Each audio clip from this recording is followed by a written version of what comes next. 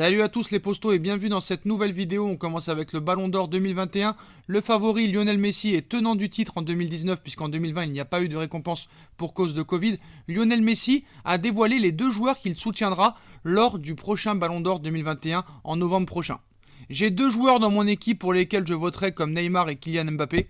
A dans un premier temps lancé l'Argentin avant de poursuivre. Après, il y a des joueurs au niveau individuel qui ont fait une grosse saison comme Robert Lewandowski.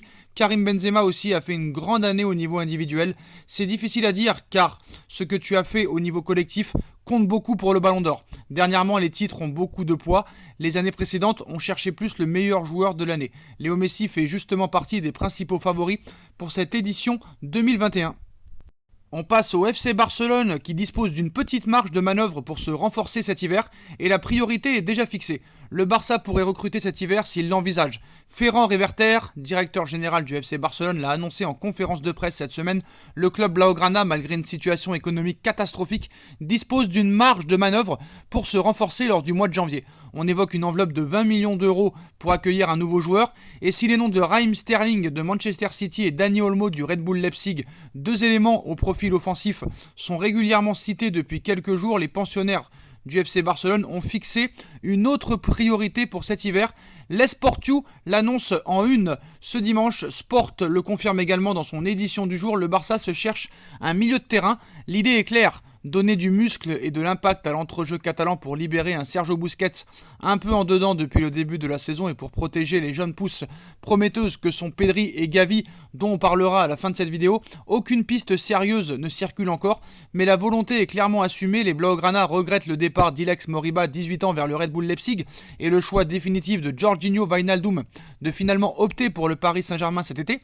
Ces deux joueurs ayant été des cibles du président Johan Laporta qui aime se servir de ses expériences passées, souhaitant frapper un coup à la Edgar Davids, arrivé de la Juventus en janvier 2004. Le néerlandais avait apporté une dynamique nouvelle au Barça de l'époque et reste encore aujourd'hui comme l'un de ses plus jolis recrutements sur un mercato d'hiver.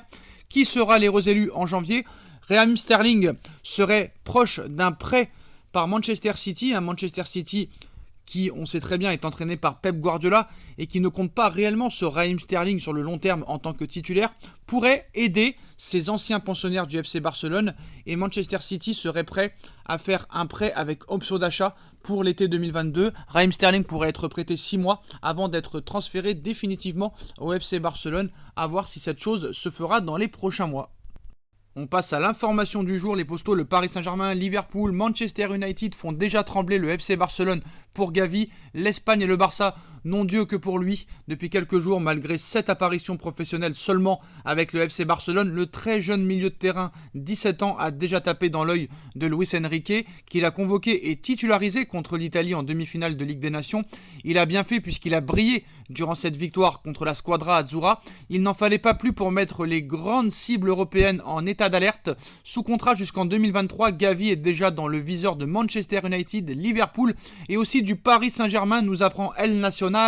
Il faut dire que la clause de Gavi est seulement de 50 millions d'euros actuellement, un montant très abordable pour un grand club, que le Barça se rassure cependant car le milieu de terrain compte bien lui donner sa priorité. Un rendez-vous est même prévu prochainement avec Ivan de la Peña, ancien joueur du FC Barcelone et agent actuel de Gavi, dans le but de le prolonger. Actuellement, Ousmane Dembélé, Ansu Fati et Gavi pourraient être un danger pour le FC Barcelone vu que Ousmane Dembélé et Ansu Fati, qui ont quand même un potentiel énorme mais qui sont souvent blessés, sont en fin de contrat avec le FC Barcelone. Pedri aussi est en fin de contrat avec le FC Barcelone et hors de question pour le Barça de laisser filer ses pépites. En grande difficulté financière, le FC Barcelone dans les prochaines années va compter sur les jeunes de la Masia pour restructurer et reconstruire son équipe. Il va falloir convaincre ses joueurs et ses pépites qu'au FC Barcelone, il y a peut-être un avenir prometteur pour eux. Voilà les postos, c'est la fin de cette vidéo. Dites-moi en commentaire ce que vous en pensez. Je compte sur vous pour bombarder la barre de like. On like, on partage, on commente, on s'abonne. Et on se retrouve très vite pour une nouvelle vidéo les postos. Tchuss.